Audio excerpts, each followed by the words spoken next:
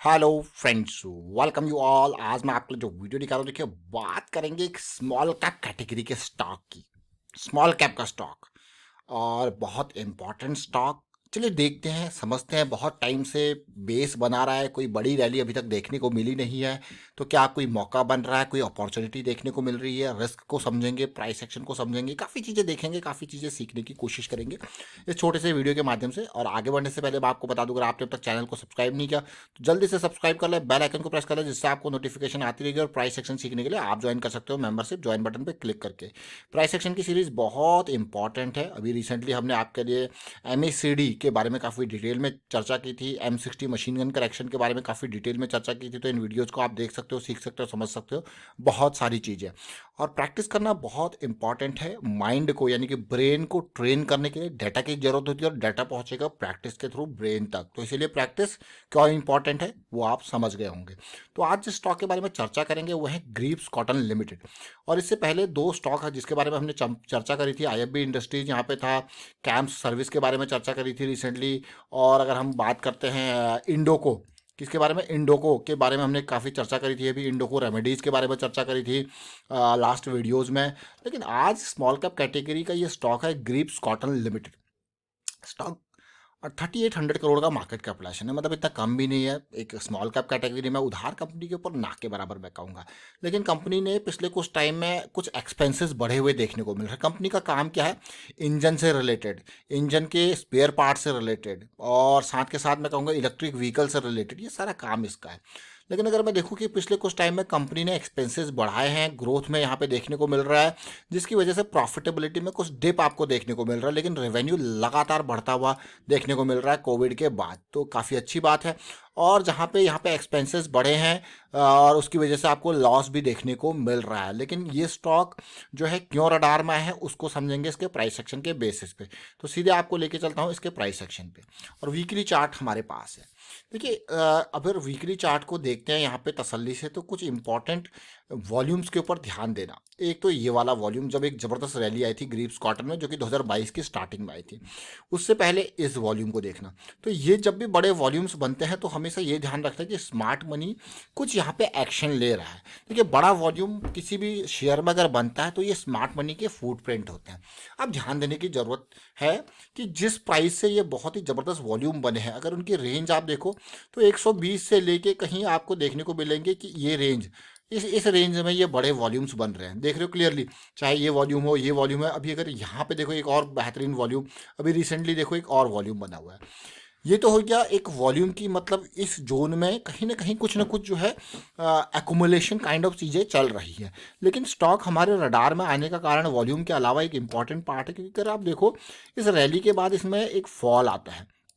वो फॉल आप देखोगे कहीं ना कहीं आके थम जाता है। आप देख रहे हो क्लियरली, ये फॉल थमता है, और थमते ही एक काइंड ऑफ फॉल के बाद एक बेसिंग की सिचुएशन आपको देखने को मिल रही है। और वो बेसिंग की सिचुएशन अब जो है करेक्शन करके पार होती हुई देखने को मिल रही है। अब देखेंगे इसको एमएसीडी के लेवल पे। ध्यान देना, समझने की कोशिश करना। एमएसीडी को अगर मैं बात करूँ यहाँ पे, तो जैसे एमएसीडी में हमें यहाँ पे अगर देखो लोअर लो देखने को मिल रहा है, चीज़ें आपको देखने को मिल रही है। लेकिन इस बेस के साथ अगर आप देखो इक्वल लोज पे भी एक काइंड ऑफ डाइवर्जेंस, एक पॉजिटिविटी देखने को मिल रही है। और पॉजिटिविटी के बाद ये ऊपर चला गया है, तो एक एक मोमेंटम जोन में चला गया, जो यहाँ पे कंसोलिडेशन अगर हल्का सा आ जाए तो मैं कहूँगा बहुत ही बढ़िया। तो ये जो पार है, ये प्राइस सेक्शन देख रहे हो किस तरीके का ये प्राइस सेक्शन बना है, वो प्राइस सेक्शन पार होते हुए ग्रीव्स कॉटन में देखने को मिल रहा है। तो आने वाले टाइम पे एक बहुत इंपॉर्टेंट फैक्टर। अब बात करेंगे रिस्क मैनेजमेंट की। देखिए हमेशा किसी भी स्टॉक में रिस्क को हमेशा टॉप प्रायोरिटी देना है। चलो मान लो 164 का है, मैं ये मान के चलता हूँ कि मैं इसको 170 पे खरीद रहा हूँ, और जो लास्ट स्विंग लो है वो 130 के आसपास है। तो और 170 के आसपास खरीदना और 130 के आसपास का, तो हमेशा कितना रिस्क है, कितना आपका मान लो 40 पॉइंट का रिस्क मुझे देखने को मिल रहा है ना। अब मैं मैक्सिमम इस स्टॉक में 4000 का लॉस लेने को तैयार हूँ, तो मैं कितने शेयर खरीदूंगा? 100 ही खरीदूंगा, 100 से ऊपर तो नहीं खरीदूंगा। तो ये हमेशा समझना है कि जिस हिसाब से आपका लॉस है उस हिसाब से पोजीशन के साइज को मैनेज करना है। तो रिस्क मैनेजमेंट के बारे में इसलिए हम आपको कहते हैं कि रिस्क मैनेजमेंट हमारा इंपॉर्टेंट है। और अगर चीज़ें आपके डायरेक्शन में जाती हैं और ये इजीली ये टारगेट 270 260 का आपका हिट हो जाता है, तो आपको यार वाह क्या रैली दी है। लेकिन जब एक बार मूव आता है बड़े टाइम फ्रेम के हिसाब से, तो आपको देखने को मिलेगा कि बड़ी बड़ी रैलीज आपने देखी होगी। अब चीज़ें इनिशियली कैसे स्टार्ट हुई, अब इसको ध्यान से देखना। छोटे टाइम फ्रेम में मैं आपको इसीलिए दिखा रहा हूँ ताकि आप रिलेट कर पाओ। सबसे पहले तो आप ये सिचुएशन देखिए कि बार बार रिजेक्शन मिल रहा था इन जोन्स से, है ना। ये जोन आप देखोगे धीरे धीरे ये रिजेक्शन वाले जोन्स थे। और इस बार क्या हुआ, रिजेक्शन के साथ साथ एक और चीज़ को ध्यान दीजिए। यहाँ पे अगर आप ये पैरेलल लाइंस ड्रॉ करके हुए मैं आपको इसीलिए दिखा रहा हूँ ताकि आप रिलेट कर पाओ। ये देखिए ये बार बार ये एक स्ट्रॉन्ग सपोर्ट जोन है और ऊपर जो है हमारा क्या है, एक रिजेक्शन जोन है।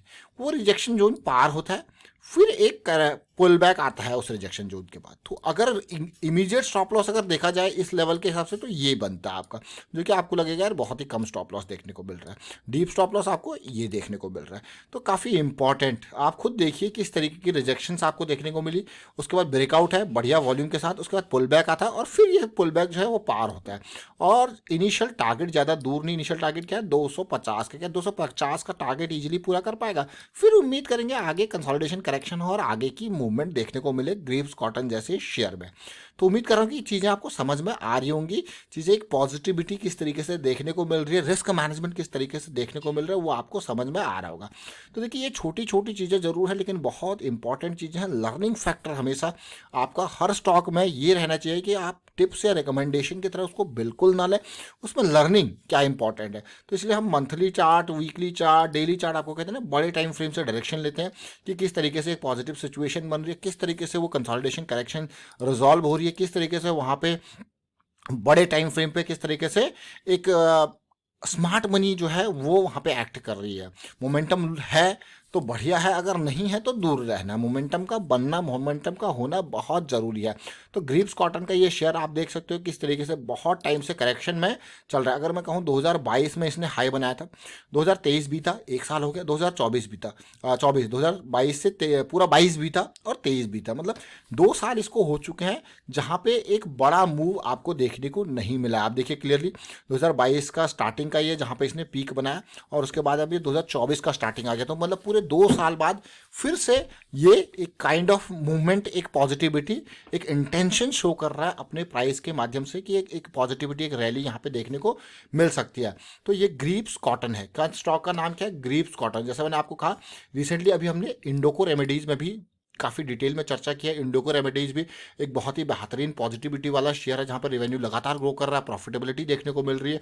तो ये स्टॉक बहुत इंपॉर्टेंट। तो उम्मीद करता हूँ कि आपको चीज़ें समझ में आई होंगी। अगर आपको ये वीडियो अच्छा लगा तो वीडियो को शेयर जरूर कीजिए, लाइक कीजिए। प्राइस एक्शन देखिए, प्राइस एक्शन बहुत इंपॉर्टेंट है, लेकिन प्राइस एक्शन मैं कहूँगा खाली वीडियोज़ देख के या एक टाइम पढ़ के काम नहीं चलेगा, प्रैक्टिस करनी पड़ेगी। देखिए जो 80 से 90% का जो प्राइस एक्शन समझने के लिए ना आपको प्रैक्टिस करनी पड़ेगी। मतलब 80 से 90% चीज़ें आपको तब समझ में आएंगी जब आप रेगुलरली प्रैक्टिस करने लग गए हो। बहुत इंपॉर्टेंट है प्रैक्टिस करना। और फिलहाल वाइंड अप करता हूँ वीडियो को, आप शेयर कीजिए, लाइक कीजिए, प्राइस एक्शन सीखते रहिए। And thank you for watching the video.